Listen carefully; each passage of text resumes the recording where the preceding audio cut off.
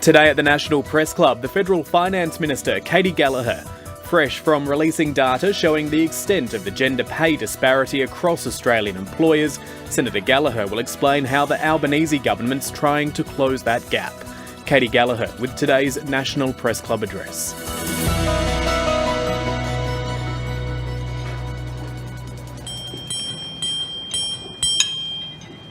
Hello and welcome to the National Press Club of Australia for today's Westpac address. Katy Gallagher needs little introduction in this room. She's a senator for the ACT and the current Minister for Finance, Minister for Women and Minister for the Public Service. Before entering federal politics in 2016, Katy was the ACT's Chief Minister for 5 years. Born and bred in Canberra, Gallagher is a famous face in a smallish town that is obsessed with politics. She gets recognised everywhere. Gallagher has been described as Australia's best credentialed finance minister, probably ever, but maybe since John Fay. I don't know, it's a debate. But here she is today in her capacity as Minister for Women. It's one of the few portfolios that Scott Morrison didn't sign himself up for.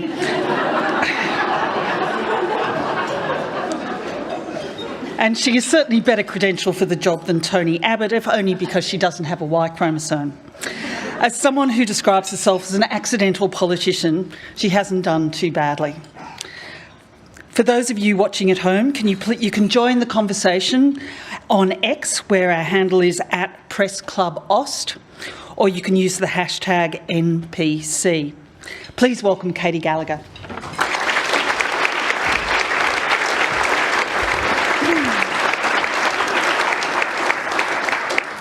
Thanks very much, Julie, for that warm introduction, and I begin by paying my respects to the owners on the land on which we meet today, the Ngunnawal people, and I pay respects to their elders past and present. I also want to acknowledge the strength and the leadership of First Nations women in Australia, who are so often leaders in their communities, holders of knowledge and strong advocates for equality. Today I would particularly like to acknowledge Commissioner June Oscar, who is about to conclude her time as Aboriginal and Torres Strait Islander Social Justice Commissioner, but who has for the past 7 years led the incredible Wiyani Udangani work. I'd also like to acknowledge Maurice Riley, who's finally got me here, despite my pleas and trying to convince him that it wasn't necessary, and also to Westpac for hosting. I'd like to acknowledge my colleagues who are here today, and I know there is many of them, and I really thank them for their support. To my Cabinet colleagues, the Treasurer Jim Chalmers, to the Attorney General Mark Dreyfus, I know there's Sharon Claydon, Alicia Payne, my fellow Senator from the ACT, David Pocock's here. I've also got staff from the Office for Women and Wajia who are here, who are such a great support to me. Thank you for coming. And of course, to all of you in the room, I really do appreciate you coming. And I would, a special thanks to my close colleague and friend, the Treasurer Jim Chalmers. Thanks very much always for your support and friendship and for your commitment, particularly today, to women's equality. For us in the Labor caucus and the broader Labor movement, tomorrow is International Women's Day, and it's our first International Women's Day without two of our finest women, Peter Murphy and Linda White. We remember them today and every day and pay tribute to both incredible women who dedicated their careers to improving the lives of Australian women over many decades. Both Peter and Linda knew that the work to make Australia a better and fairer place for all is never finished, and our Labor family will continue their work in their names. So International Women's Day means different things to different people. For some, it's a time of celebration of all that women have and will achieve. For others, it's a time of sombre reflection of the work that remains.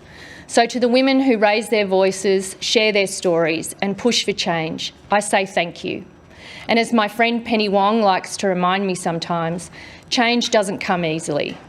For me to be in a position to stand here today to talk about how we build upon the progress made to date, I must acknowledge all of those women throughout history who have refused to give up the fight for equality, who kept showing up, fighting to be in the room and then to be at the table where the decisions are made, For me, these women have been ever present in my life. My mother, my sister, my daughters, my nieces, girlfriends I grew up with, women I've met through life, women I've worked with, and I'm so fortunate to work with all of my female colleagues in caucus. The status of women committee members, the camaraderie of the women, including Ministers Amanda Rishworth and Justine Elliott, with whom I work so closely with on women's safety.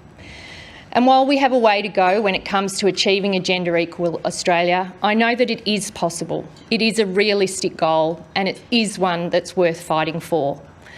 Labor governments have a proud record when it comes to working for women. It was the Whitlam government that first made commitments to women as part of their campaign platform some 50 years ago. In his first week as Prime Minister, Whitlam reopened the federal equal pay case, removed taxes on contraceptives and funded new birth control programs. Soon after came funding for childcare, payments for single mothers, support for women's refuges, no-fault divorce, the family court. And contributing to this pace of change was the appointment of Elizabeth Reid as the Prime Minister's Women's Advisor, a world first. And according to the media frenzy at the time, and there was one, a young feminist activist on a senior advisor's salary was the antithesis of good government. But most women, unsurprisingly, felt differently. Reid was flooded with letters from women who were desperate to share their experiences with someone who would finally listen. It didn't take long before Reid was receiving more correspondence than anyone else in Parliament House except the Prime Minister. The volume was so great that a 4-person team was set up in the Department of the Prime Minister and Cabinet to work through the backlog. Today, that team is now known as the Office for Women, now in its 50th year. It's grown from a humble team of 4 to around 60. And they do far more than help with correspondence. They're the engine room of this government's women's agenda and they continue to punch well above their weight. And I hope that after all the work they've done in the National Gender Equality Strategy that they get a bit of time to celebrate today. It has been a successive Labor governments since that time that have continued to deliver reforms to make women's lives safer and fairer. I was a teenager when Susan Ryan, as a member of the Hawke government, introduced and passed legislation that made it illegal to discriminate against a person because of their sex, marital or relationship status or family responsibilities. And while today that might seem like something we all take for granted, there was vocal opposition at the time. People who thought it would undermine the traditional family structure or that it might somehow be used to wind back other civil liberties and religious freedoms. And the same government went on to release the world's first women's budget statement and national women's health policy, bringing gender-responsive budgeting and policy making into the mainstream. But it wasn't enough to simply represent women in Parliament. Labor, and Labor women in particular, recognised that more needed to be done to ensure the Parliament better reflected the community it seeks to serve. In the 90s, Labor introduced affirmative action to get more women into office at a time when they just represented just 14% of federal candidates. The first target was set at 35%, raised to 40% in 2012, and then 45% and then 50% by 2025. And despite what some of our political opponents say about quotas and affirmative actions, my response is they work. Between 1994 and 2010, the pre-selection of women candidates in the Labor Party increased from 14.5% to 35.6%. In 2010, our country was proud to have our first woman Prime Minister, a Labor woman, Julia Gillard. And of course, Labor in 2022 became the first federal government to have a majority of members who are women. Now, 53% of our caucus are women, but I like to say 100% of the caucus support equality for women. The reason I share this political timeline of progress is to make a simple point. Addressing gender inequality is not the work of a single minister or a single government. It's a whole of government work over decades, the advocacy of hundreds of thousands of Australian women and their allies, and a long line of political leaders, including our Prime Minister, who have each played their part to push progress through generations who have continued to take on the unfinished business of the generation before. In my lifetime, I have seen a great deal of change, meaningful progress, but I also know that progress isn't inevitable and it isn't linear. It can be easily wound back. Internationally, we're seeing this, whether it be the overturning of Roe versus Wade in the US or in Afghanistan, where the resurgence of the Taliban has seen rights for women removed, sometimes with deadly consequences. Over successive governments here in Australia, there's been a baton handed along with every change in government. But we should never forget that that baton hasn't always gone forward, and that we must remain on guard and ready to defend the progress made to date. I'm privileged to be the one holding the baton today, backed by a Labor caucus that is totally committed to making a difference for women in this country. Because the debate about whether there is an actual problem with gender equality in this country is one that may exist in other political parties, but it isn't one we have in our party room. Our conversations are about getting on with the work of addressing it. And we have set a cracking pace in our first 22 months. Our biggest investments since coming to office have been targeted to support women. Childcare, women's safety, the expansion of paid parental leave, single parenting payment extension, aged care workers' wages, proper indexation for community services. All of these reforms were overdue and overlooked by the former government, but we have acted upon them in the first 2 years of a Labor government. Because being in government is about choices, and the Albanese government chooses to back women. And while we've made a good start, we know that there is much more to do. Despite it being 2024, women in Australia still face barriers which mean they work less, earn less and retire with less. And when they take time out of work for children, the motherhood penalty kicks in. Women are less likely to work in senior management positions, more likely to work in insecure part-time roles in jobs where the pay is less and the work is less valued. Women experience unfathomably high rates of domestic, family and sexual violence, with more than 1 in 2 women experiencing sexual harassment in their lifetime and a quarter of women having experienced intimate partner violence in their lifetime. For some women, these rates are even higher, with First Nations women 6 times more likely to die from assault related to family violence than non-Indigenous women. And it's absolutely chilling to know that since 1989, more than 2,369 women were killed in this country by their intimate partner or other family members. And I say all of this to make the simple point that in 2024, women in this country, as a general rule, continue to be less safe, have less choice and be less economically secure than men.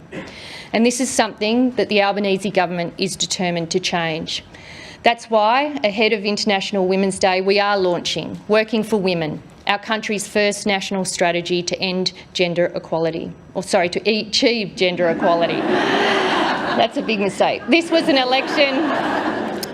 election commitment of ours, and I acknowledge Tanya Plibersek, particularly in doing the work and developing such strong policy from opposition, which has allowed me to hit the ground from the day we were elected.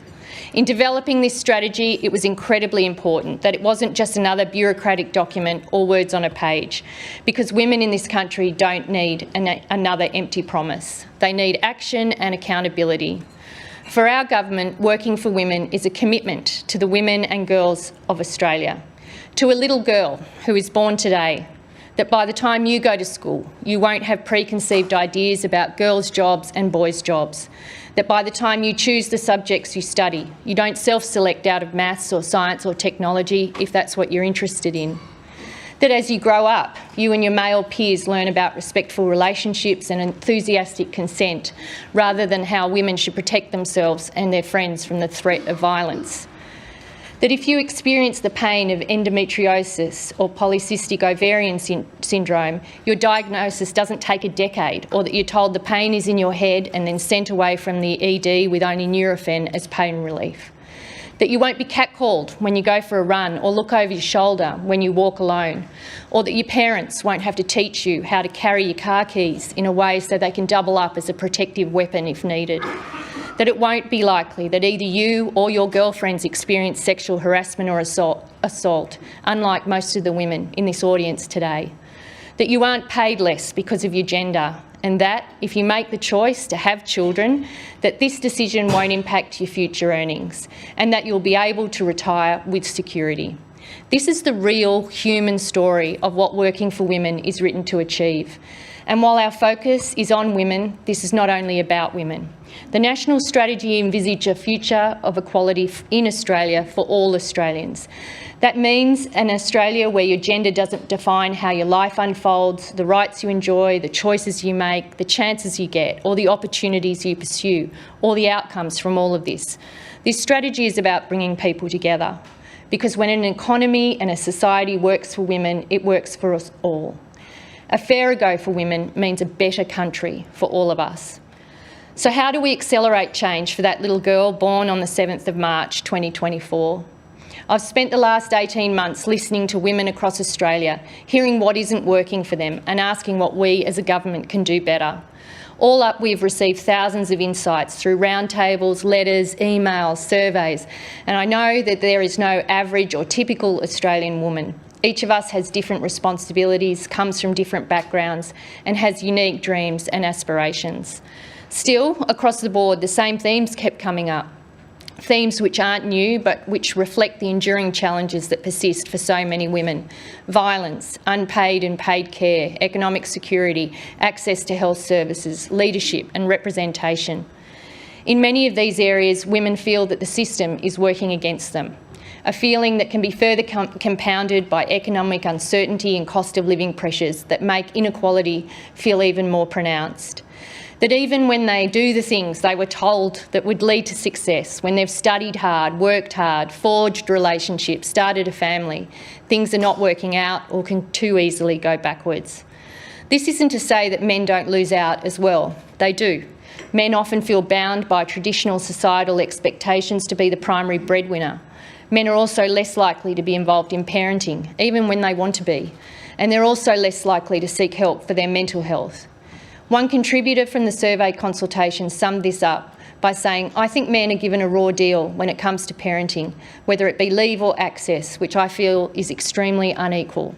This contribution is an important one because it highlights two things. One, that inequality serves no one, and two, that at the heart of our country's story on gender is extremely rigid gender expectations about who cares for whom and what or whose work counts as something to be valued. This inextricable link between gender equality and rigid expectations around care has been noted in many reports over the years, including most recently by the Women's Economic Equality Task Force. The task force, chaired by Sam Mostyn, highlighted that if we abandoned prescriptive gender stereotypes, there would be significant economic benefits, and harnessing those economic benefits primarily relates to care. Who cares for whom and why?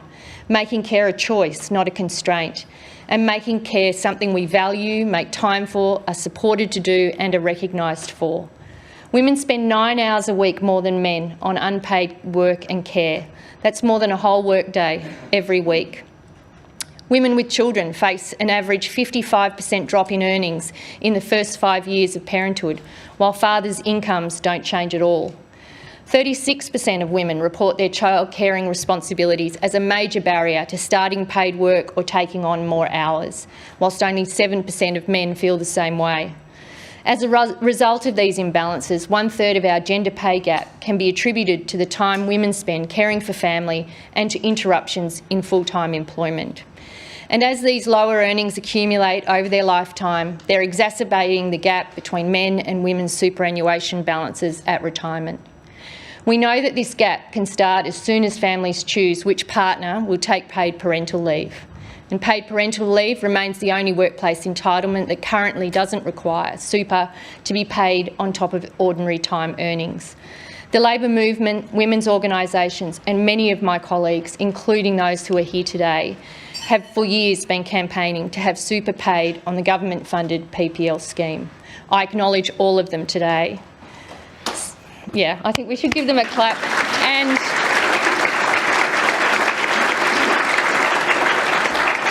And I think particularly to Linda White and her colleagues, who was such a strong advocate for super on PPL, and we miss her today. Since coming to government, the Prime Minister, Treasurer and I have made no secret of the fact that finding room to pay for super on PPL was a priority for the Albanese government. And today we are announcing that we will pay parents accessing Commonwealth paid parental leave an equivalent 12% superannuation guarantee payment on top of their paid parental leave payment from the 1st of July 2025.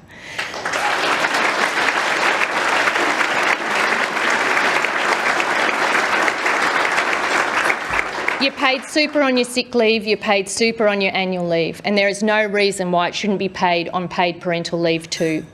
The government has taken this decision because it is the right thing to do, because the government values the work that women do caring for children, and we don't believe they should be penalised with financial insecurity in retirement just because of those caring roles. Over the last two budgets, Jim and I have been working to find the fiscal room by getting the budget in better shape, by finding savings where we can and getting rid of waste. And our budget management now allows us to make this important investment. As Labor people, we are proud of Australia's superannuation system. Unlike our political opponents who seek to undermine it at every opportunity, Labor seeks to protect and strengthen it. Now, recent ATO data puts the gender super gap between 22 to 32%. The decision today will not only help work to close that gender super gap, but is also an important equity measure that will make a real difference for women. And whilst there are a number of factors that cause the gender super gap, including women working in lower paid jobs, part-time work and time out of the workplace to care for children, the fact that super hasn't been paid on PPL has resulted in women paying another financial penalty that has ongoing impact on their retirement savings throughout their career. Our decision today to be reflected in the May budget is further indication of the priority this government places on women, to show leadership, to find room to fund important investments and to prioritise a whole-of-government effort to drive economic security for women across the country. Paying super on PPL builds on the changes we've made in 2022 to deliver the biggest boost to Australia's paid parental leave scheme by adding an additional 6 weeks of PPL for families, bumping the total leave to a full 6 months.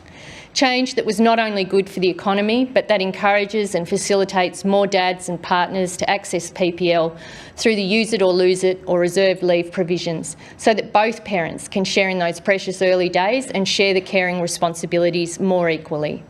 Paying super on PPL complements these reforms. These changes also work hand in hand with our cheaper childcare policy to make sure that having a child isn't an economic barrier for families, particularly for women looking to go back to work or wanting to work some extra hours. And when we're talking about care in this country, we can't overlook the disparities between men and women in the paid care sector. The care sector is overwhelmingly powered by women. Women account for 75% of disability carers, 87% of residential aged carers and more than 90% of early childhood educators. And when I think about the changes in my lifetime, this is undeniably one of the areas where I've seen the least change. These jobs also happen to be notoriously low paid and insecure. Now, of course, diagnosing the problem is the easy part. Addressing it is far harder. But fortunately, we're not beginning from a standing start. Many of the levers in the economy we can use to help balance out who performs care and under what circumstances are already being pulled by our government. We've established 2 new expert panels in the Fair Work Commission to hear wage-related matters and help address low wages and workplace conditions in the care and community sector. We've also supported and funded aged care workers a much well-deserved pay rise. For a government that values women and wants to drive women's economic independence, our announcement of paying super on PPL, although important on its own, can't be seen in isolation of the other reforms the government is implementing. Making sure we're more equally sharing and valuing care is just one of the keys to unlocking gender equality in this country. Working for Women sets out 5 priority areas that need action now to change for gender equality to be achieved. Aside from more equally sharing and valuing care, the other 4 are ending gender-based violence, acknowledging that that little girl born today cannot be equal if she's not safe and that she deserves to be safe. Economic equality and security, because it's time to close the gender pay gap and ensure her financial security right the way through to retirement. In health, because our health systems need to respond to the fact that at the moment that little girl is more likely to have her pain and symptoms dismissed simply because of her gender. and leadership, representation and decision-making. Because when she grows up, she shouldn't have to fight to be at the table or see decisions made for her that don't reflect the reality of her life.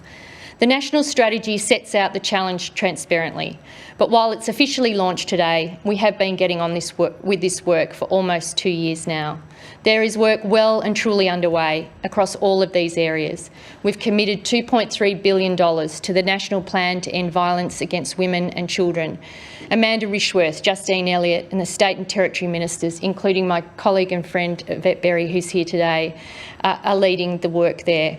Just last week, we've taken action when it comes to cost of living relief with the passing of the tax cuts legislation. Labor's tax cuts are bigger for women, better for women and fairer for women.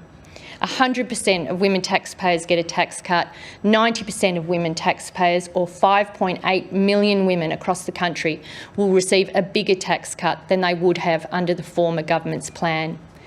We're implementing all the recommendations of the Respect at Work report. We've amended the Fair Work Act to include 10 days of paid family and domestic violence leave. In women's health, Jed Carney, the Assistant Minister for Health, has been working hard to address the stark differences in the health outcomes for women and girls.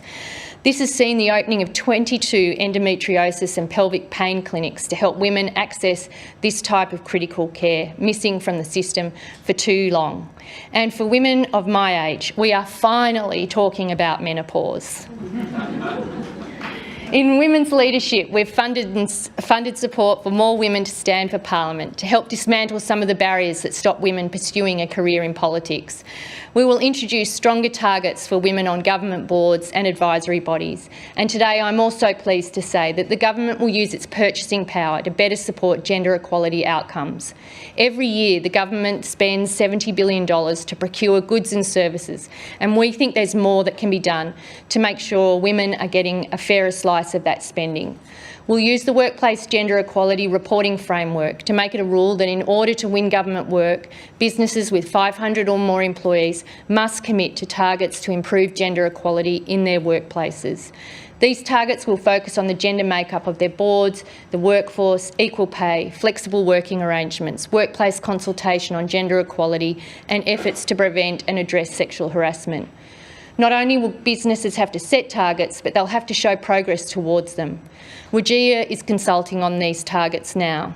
All of this work across health, treasury, finance, education, attorney generals, DSS and others gives you a sense of the work that we are doing to drive a better deal for women. It's not just left to the Minister for Women. As it should be, the work is being done right across government. Joined up complementary reforms that make it clear that gender equality is an Albanese government priority. And last week we showed how serious we are on the national push to close the gender pay gap. For a long time now, we've known that barriers to women's economic participation cost us dearly, both individually and across the economy. Persistent gaps in pay are high on our priority list. The latest ABS data tells us the average pay gap in Australia is 12%. Some might think that that's not too bad. But if present working patterns continue, a 25-year-old mother today can expect to earn $2 million less over her lifetime than a 25-year-old father. And if we look at total remuneration, the picture is far worse. With the WGEA gender pay gaps published for individual employers, they've started a real conversation. Looking at organisations with 100 or more employees, looking at full-time equivalent total remuneration, the gender pay gap is 21.7%. This is an eye-watering disparity. And at current rates, it's going to take about a quarter of a century to close that gap. And each year we wait, there's an impact on women's incomes and their retirement savings. You saw all the coverage this data unleashed as women right around the country logged on to check what was happening in their workplace. And while some in the Parliament saw the data as useless and complete nonsense, we in the government believe that shining a light on what's actually happening in workplaces will put pressure on employers to rethink how they hire, promote and remunerate their staff. I'm very confident it will drive change and deliver the outcome we want. Along with our IR changes, we've prioritised getting more women into trades and apprenticeships too, through fee-free TAFE and through targets set in the Australian Skills Guarantee and our new 5-year National Skills Agreement. But working for women acknowledges there is much more we can do.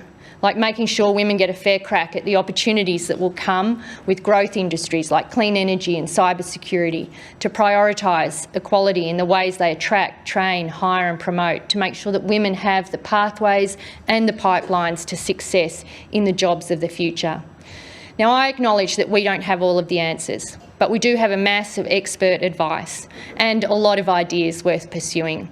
And I'm determined not to waste this opportunity. I know the Prime Minister and every member of his government have the same view. Working for women is our touchstone. It will keep us focused, and I hope it creates a framework for government, business and community to work together. Because when it comes to achieving gender equality, we know that it can't be achieved by government alone.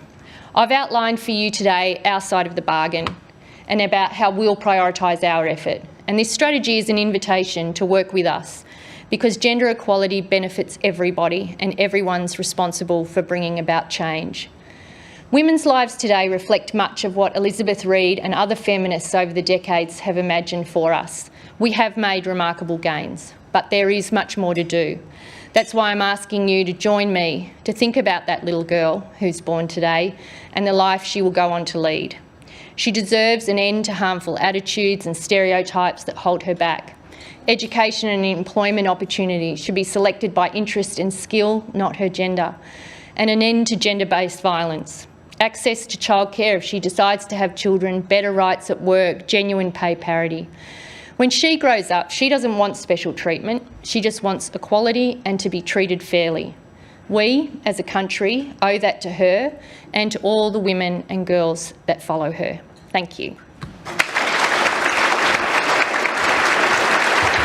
Want me to stay here?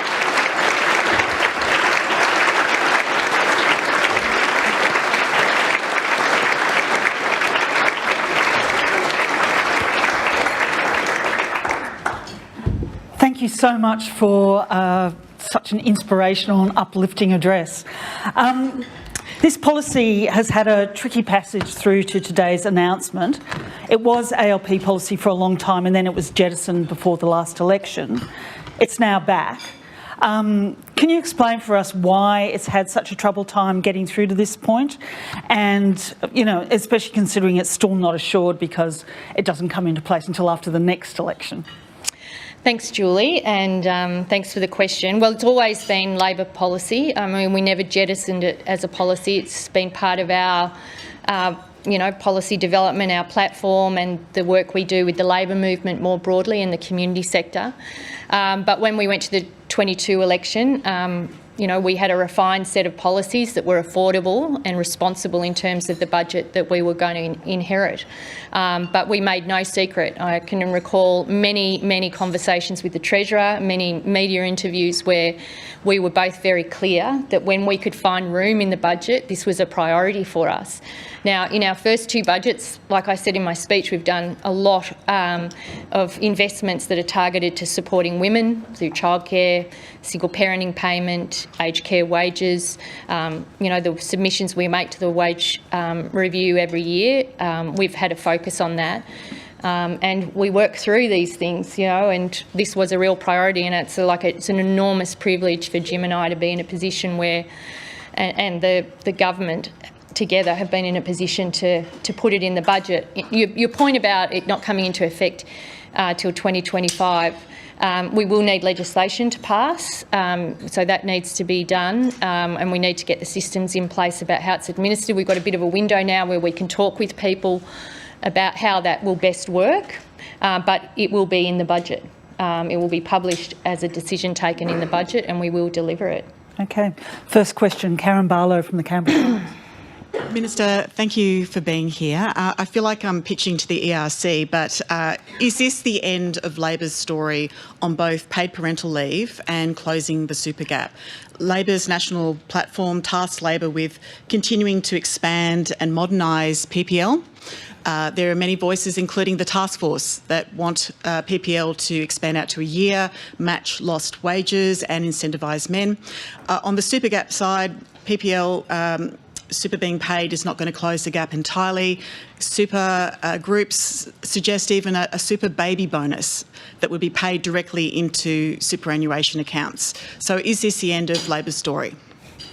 Well, there is no end to Labor's story. I mean, Labor's story, as progressive politicians, our story always continues and the work is never finished. And like you say, I mean, we've got legislation on expanding PPL in the Senate. Hopefully it will pass in the next sitting period, but we haven't got that through yet before we talk about where we go to next. But you know, these issues, I think the Women's Economic Equality Task Force, the policy work that's done across government. I hope in my speech today I outlined to you how central addressing women's inequality is across government, because I don't want people to think it's the Minister for Women. It's not. We are looking right across government. You know, the work that every minister does is informed by that priority. So it's never the end, but you know, we don't also take step back from having to manage the budget responsibly and take those decisions about what we can afford, when we can afford it, and how it competes with other pressures on the budget. But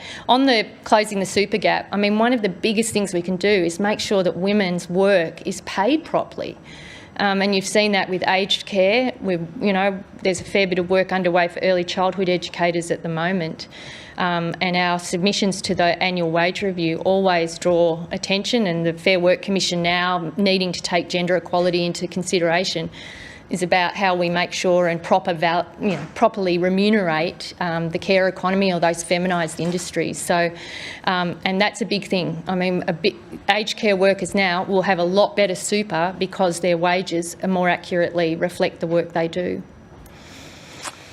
Rachel Clun from the Sydney Morning Herald and Age. Rachel Clun from the Sydney Morning Herald and the Age. Thanks, Minister. Can you explain the gender equality commitment rule for procurement? How exactly will that work and when will that start? So we're doing a fair bit of work around procurement more generally now, and about using our purchasing power to leverage other outcomes that we want to see across government. So we've made some changes around climate, for example. We've done it for years in relation to small business. So we would see this as another step.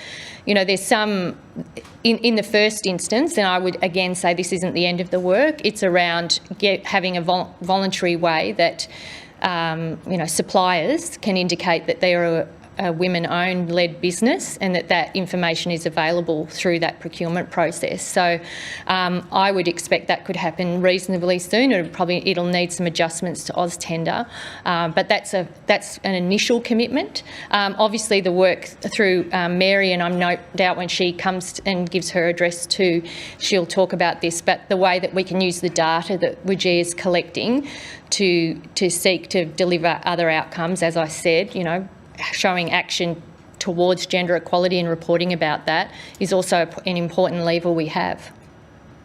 Next question, Sarah Isom from The Australian. Thank you, Minister, for your address. I just wanted to turn your view to some of the things the report says the government will consider when it comes to health, particularly. It says the government will consider reforms to make access to sexual and reproductive care easier. I wanted to ask if that includes abortion. You paid tribute, obviously, to Tanya Plibersek for her work in opposition. Something which she did do during her time was announcing free abortions and a policy that would require public hospitals to offer termination services as part of their Commonwealth funding arrangements. Is this an area that the government will look at again? What are you thinking when it comes to that access to reproductive care? Yeah. So there's a Senate committee report, which I think, ending the postcode lottery, I think it's called. And so the government's finalising its response to that report. But, I think this is an issue that many women have raised with me around access to health care, but including access to reproductive health care, including termination of pregnancy or abortion. And so that is, we'll consider that. There were some recommendations around it in the Senate report, and we will have a comprehensive response to that. I've been a long-term supporter. One of the reasons I got into politics was to make sure that we were decriminalising abortion in those days. It's only in the last 20 years that that's been happening. It's a real issue for women about how they access reproductive health services, and governments need to look at what they can do to support women, particularly in regional and rural communities where access to healthcare or reproductive healthcare isn't as accessible. So we will come back on that in terms of the government's report. We haven't finalised it yet. Thank you. Mark Riley, 7 Network. Hi, Minister. Thanks for the address. a couple of issues. The PPL scheme, the government PPL scheme, doesn't cover all women, obviously. So I'm wondering what impact do you think this will have on those women who are not covered by that scheme, and whether they'll get superannuation on their paid parental leave if it's not already supplied by their employer. And also, obviously this has been modelled. What does it mean in practical terms for a woman who enters the workforce, has a couple of children on retirement? How much more money will she have in super? Yeah, sure. So a couple of things there. In terms of what does it mean for each individual woman, it depends, obviously, but it would be thousands of dollars for an average income, a woman on an average income. I mean, it's difficult because, it depends on the job you have, how much you work, what you get paid, how many children you have, how you're coming in and out, whether you're working part-time, and all of those issues that do impact on women's gender or the gender super gap. But it's, I guess it's two things, and I tried to cover this in my speech. One, to help close that gender super gap, and to, it's 12% paid on your PPL entitlement. But it's also about sending a message, and I think most women in this room realise it, is that we value the care that you are doing when you chop in and out of your career, that the government values that, we recognise it, and we don't think we should be financially penalised for it. And so that was very much part of our thinking as well. What was the first bit of your question? I've rambled on for now. Those who aren't covered. So they're covered by their own employer's scheme or on income support payments or something like that. Well, on income support payments, PPL doesn't apply.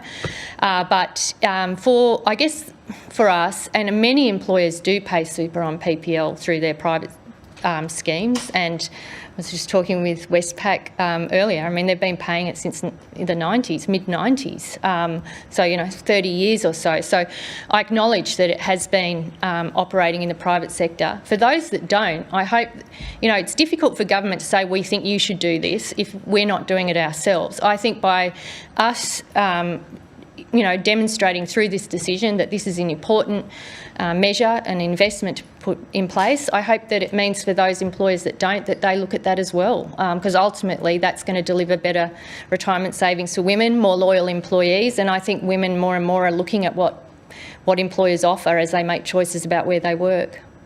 Thank you. Evelyn Manfield, ABC. Hi, Minister. Evelyn Manfield from the ABC. You were just saying there that you hope that private businesses will look at super if they don't already have that. The Women's Economic Equality Report recommended legislating payment of super on all forms of PPL. Will you legislate that to ensure all businesses apply super to PPL? Well, we're going to legislate our system first. So the first priority is the announcement today, and then we will continue to work with employers on these matters. I mean, that's this national strategy for gender equality is exactly about this. Is about how we bring business, community, government together to look at the issues. Government can't solve these on their own, but our position at the moment would be that we're showing the leadership that we needed to show on this, and over to employers that don't. And I think increasingly their employees will be expecting this of them. The more it becomes a standard workplace condition or workplace entitlement, which is what super is, the more likely that employers will recognise that. And many have. I mean, in some respects, the government is lagging the private sector where these arrangements already operate. Thank you. Poppy Johnston, ABC. AAP. Sorry, Poppy. Thank you. Thanks for your speech, Minister. I just wanted to follow up on that question, really, because last week we had the gender pay gap data released for individual companies. Employers were generally pretty keen to acknowledge the problem, but there was also a lot of comparing themselves to industry benchmarks and overall not a huge number of concrete commitments to do better.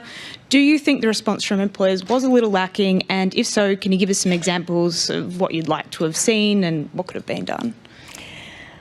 Look, I think, and I'll tell you the feedback I've had. I've had some really positive feedback. I've had, particularly from employers that had a very, that sort of feel like they've been trying to do the right thing for a long time, but have been hidden by those industry benchmarks.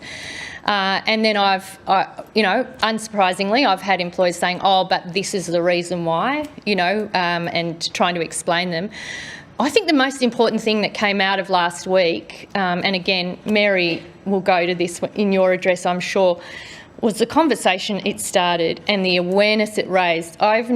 It's very rare for me to do a press conference where the only questions are about women and their pay, and that happened. We had story after story written. We had women, it was a water cooler discussion for many women. Non-political friends of mine reached out and gone, oh, thanks for that data, I've just found out what's happening in the XX industry or whatever that I'm working in.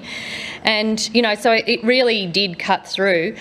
I think, we'll see what happens to the data in a year, whether we are seeing improvements, and we will work with business around this. I mean, one of the big areas that we can make a difference is in the gender segregated nature of our workplaces. I mean, for us in the APS, where we look at our gender pay gap and try to get to the bottom of what that's about, it's about some of our big employers employing departments being highly feminised, and getting more men into those jobs will actually help close the gender pay gap. So there's a range of things that can be done, but yeah, we'll be watching. Don't worry, we'll be watching. This isn't just releasing information and then seeing that nothing happens for 25 years. That's the whole point of releasing it. So I guess, people are on notice about that. Eliza Edwards, Network 9. Thank you, Minister. You mentioned the companies that are paying super on top of their paid parental leave schemes, but only 60% are offering their own paid parental leave schemes. So is that figure high enough? Are companies doing enough of the heavy lifting? And also, just on the cost, are you expecting super on paid parental leave to cost around $200 million as it has been previously estimated, or how much higher could it be? Okay, so to the second bit of that question, look, it'll be a significant investment in the budget. It'll be in the order of hundreds of millions of dollars. It gets more expensive because we're expanding PPL. So, we're expanding the entitlement from 20 to 26 weeks, so it grows over time. We've got a few more details to finalise, but we'll release that in the budget paper. But I know finance ministers get bad press for always saying no and trying to cut corners and things, and I do a fair bit of that. But we very much see this as an investment in women and investment in their, future earnings and their retirement savings. So, but we'll have all that detail published in the budget. But it is in, I think there was some budget figures that had it at a couple of $100 million. It'll be more than that. Has it been costed, the policy? Well, certainly the information that went through our processes, it was clear. I mean, we don't take those decisions without understanding the impact that they will have on the budget, but we've got a few more details to finalise, and that's why we'll release the final costings as part of that budget process. Sorry, the first bit, I'm terrible at this. Companies that aren't offering their own paid parental leave schemes. There's only 60% around. Yeah, we'd love them all to. And I think increasingly women will want that. And if we all hear about labour shortages and, attracting and retaining quality staff, as we rebalance care and the nature of care and value care in this economy and society, I would expect employers are going to have to continue to offer those conditions if they don't already. Eleanor Campbell, NCA Newswire. Thank you, Minister. Women approaching retirement have about 23% less in savings than men. For the older women who already had children and won't be able to get their super back, how will you compensate for that gap? Yeah, well, this measure is about people who are going to be taking PPL, and there's a range of reasons why I guess older women have less super than younger women who will have been in the system longer and perhaps have the benefit of many women, older women who have low super balances didn't have a paid parental leave system to pay them paid parental leave. They've missed out on a lot, that's for sure, and that's why some of the improvements that we're putting in place are really about, I guess, bolstering it for the future, acknowledging that there is a gap and then making sure we're doing what we can do to address it. And, it isn't the only way that you look at how you support people older people who have low super balances, there's a range of other payments the government makes. So not every problem can be solved about women's financial insecurity through the super system, but this is a good way of dealing with one of those issues. And, for older women with low super balances, we look at a range of other levers to support them, and we recognise that older women in this country are one of it's one of the toughest groups in terms of financial insecurity and poverty and links to housing and things like that. So government has a range of levers, and we don't forget those women either. Lucy Gray, Network 10. Hi, Minister. Hello. Thanks for your speech today. Will you be seeking any assurances from the federal opposition that if you don't win government next year, they will implement this policy? Well, I would hope this is a pretty politically uncontroversial policy, right, to pay super for women that are using primarily women, of course, but we are trying to encourage shared care under the PPL reforms. I would think it would hopefully be uncontroversial, but I've said that about things in the past and that's turned out not to be true. So we will legislate this. It will be in our budget. If the opposition doesn't support it or sees it as a way to, return money, then they will have to make that clear before the election, and so that's over to them really. But I would hope, I've seen some of the comments today about it being a welfare measure from the opposition, and I'd just like to say it is not a welfare measure, it is a workplace entitlement.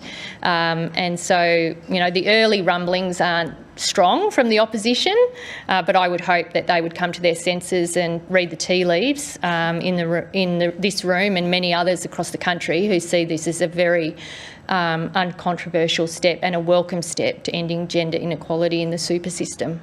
Thank you. Melissa Code, The Mandarin. Hi, Minister. Thanks for your talk. Melissa Code from The Mandarin. Last week, the Executive Director for the Office for Women was talking about while it was critical that budget processes and gender analysis were part of the solution, it didn't stop there, and listening was a very important part of informing government policy and decision-making, particularly for marginalised interests. So with respect to the 6 national women's alliances which have informed government policy and decision-making so far, what's your view on how we can bake in that as part of the public services approach to women's policy issues? So working with the alliances, the alliances have been a very effective way of reaching and consulting women across the country. We've used them extensively in putting together the National Gender Equality Strategy, and we will continue to work with them. We're always looking at ways to listen and work better. They've had an issue with resourcing, which we're looking at and want to address, but they will be a very important part of the ongoing consultation measures between government and Australia's women. They all represent slightly different groups of women, and of course we have to consult more broadly than that, but the alliances are a very important model to assist us with our work. Our second question from a member of the male gender, Pablo Vinales. Yeah, I think you all got, pushed down the lines. Good. Where's Phil Corey? That's what I want to know.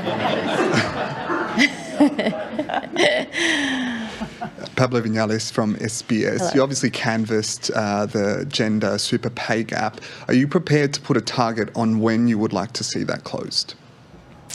Look, we haven't done that work. I think that would be difficult, and it's dependent on a range of different factors. How much women are paid, the nature of the work they do, the hours they spend at work. But that's why, so I think when government looks at what we can do, the things that are within our control as opposed to the choice of individual employees and employers, pushing for better wages in those highly feminised industries, supporting those wage increases as we have done with aged care, taking steps like this to show leadership and funding. I think they're the things that government's available to do. I would like the gender pay gap to be gone today. I'd like the gender super gap to be gone today. That's not going to happen, but the choices available to me, available to the Cabinet, they're the steps that we can take, and we're doing it. We're doing it, as I tried to make the point in my speech, we're doing it across government. It's an absolute priority. But yeah, I mean, if we could magically get more men into the care sector, if we could make sure they are paid properly, if we could make sure flexible working arrangements really worked for women, that they could come in and out of the workplace with a lot of freedom, we'd be making a pretty good start. Ben Westcott, Bloomberg. Hello, Minister. Ben Westcott Hello, from Ben. Bloomberg. Yep. Thank you so much for taking the time today. In your strategy, you said that you wanted to look at strengthening targets for women's representation on Australia government advisory boards. What are those targets? Have you settled on them yet? Yeah, so the area that we've got to focus on, so there's been a 50% target, I think, for a little while now. I think we're slightly above that, but we see areas where we fall below, and it won't be any surprise. We see women overrepresented on government boards and advisory committees in health and education, and in some of the other areas, finance being one of them, some of the economic boards, industry, science, where we haven't had as much luck, and so we're looking across that, so trying to reduce that, and also have 50% for chairs and deputy chairs, which has also been an issue. So yeah, we're taking it to the next level, I guess, and making sure that there's opportunities across the board. If you took out health, community services and education, it tells a bit of a different story about government boards. And I have to say, I can't thank ministers enough. From the Prime Minister down, every single minister, when there's appointments to be made, is asking for women candidates to be brought forward, is looking at where there is a problem and then trying to fix it. It's a very strong commitment that we have across the Cabinet. Do you have a timeline for when you'd like to see that? Well, we report that annually. I guess it's hard because some appointments are for 5 years and some are for 1 year, and there's different timing on those appointments. So I think it's more about setting that going forward, fixing it as those appointments come up, and also reporting against it, because that will drive change too. Dan Jervis-Barty from the West Australian. Thanks for your speech, Hi, Minister. Dan. Just in terms of the procurement policy, can you just clarify, so if you're a company with 500 or more workers and you don't either set those targets or meet those targets, you won't be able to win government contracts? And just to the implications of that, how much do you think it'll be a carrot or a stick that genuinely drives change? Look, it's a carrot, and there's a rule in place already. This is sort of enhancing that rule about, working with companies to sort of mark out a pathway or a plan forward. So I see it as a carrot. And look, WGEA do an incredible job. Their job every day is to work with businesses to support them either with their data, but also with how to make changes within their organisations to drive gender equality. So I really see it as an opportunity. There's a range of factors that have to be taken into consideration in procurement. This would be another one. Paul Karp, The Guardian. Thanks very much for your speech. I'm also seeking clarity on the same point, because in your speech you talked about progress towards the gender equality indicators, but the document does say that the big businesses will need to commit to and achieve them. So which is it? By when do they have to achieve that? And given you've said it builds on the current system, has any big businesses ever lost a government contract for failure to make progress so far? Look, I'm not sure on that last bit. I'm not aware. I mean, finance, while it is all-powerful across government, doesn't actually conduct all of the procurement across government. That happens in individual departments. And again, I'm not sure if Mary might be able to go through that when she speaks, if she's got more information about it. But we are serious about it. So the document, we may have used slightly different language in the way my speech reads to what's in the document, but the commitment there is real. We will be doing this. That's the announcement the government has made. So it's achieved, not just progress. Yeah, we will work with companies. We will encourage companies. We're being very clear and upfront that we want to see this rule that. Procurement rule that's in place, and we will be upfront with them. And my experience is companies work with us. They want government work, they want to work with government. And so this, I think, puts more responsibilities on them, but I don't think it's one that they will shrug or walk away from. Jennifer Duke, Capital Brief. Hopefully I'm tall enough for this mic. Apparently not. Thank you very much for taking my question. I was particularly curious around the pipeline issue with women in certain male-dominated industries, particularly construction, investment banking. If those women aren't in those industries, aren't applying, how can those companies lift their gender equality in the pay statistics if they don't have the staff to push them up through the ranks? And how is that going to affect that procurement element? Will there be sort of consideration of that in the construction sector? Well, this is all about, putting in place steps, measures. We're not saying that something can miraculously change overnight, but we want you to take it seriously. And we want to look at what you can do as a company to drive gender equality in your business, whether it be across boards, whether it be in your staff, whether it be in your policies that you have as a workplace, because we think it's important. So I think, again, in terms of those industries, we have a highly segregated labour market in Australia, more concentrated than most, and in some areas it's got worse over time, not better, particularly in the care economy. But construction, has struggled to get women involved, and it goes right across the board. I mean, you've got to have toilets for women on a construction site if you want women to go and work there.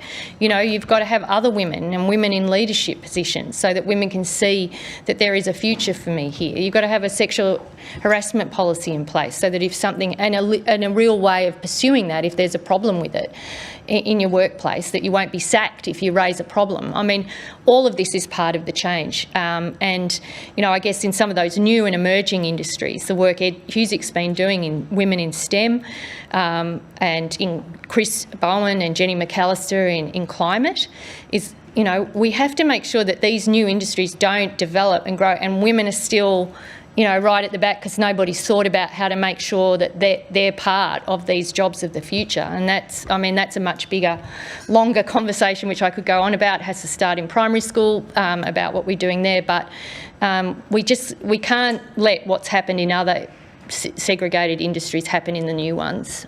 We have to be better than that. David Crowe, Sydney Morning Herald and The Age. Thank you, Julie, and thanks, Minister, for your speech, and thanks for running it so smoothly that we get to question 17 today. Oh, I know. I feel like I should be giving longer answers, and there's no clock, so I can't tell when this part of the deal's going to end.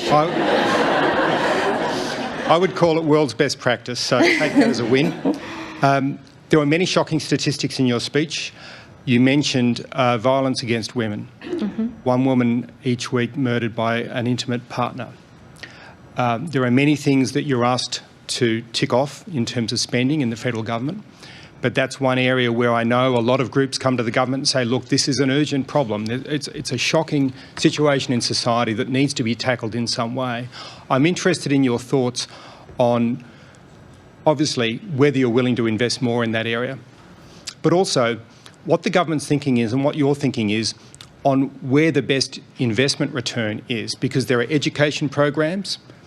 I'd say on the stats right now, it doesn't look like they're working enough, but there are also support services that are needed for more women who are suffering from violence. What is your thinking on where the best spending is directed? Yeah. I wish I had a perfect answer for that. I mean, the reality is, and we've put in $2.3 billion since coming to government into to supporting the national plan, and state and territories have put in at least that much, probably more. If we could redirect but that money, and a majority of it goes to dealing with the consequences of the problem that we have with violence against women in this country.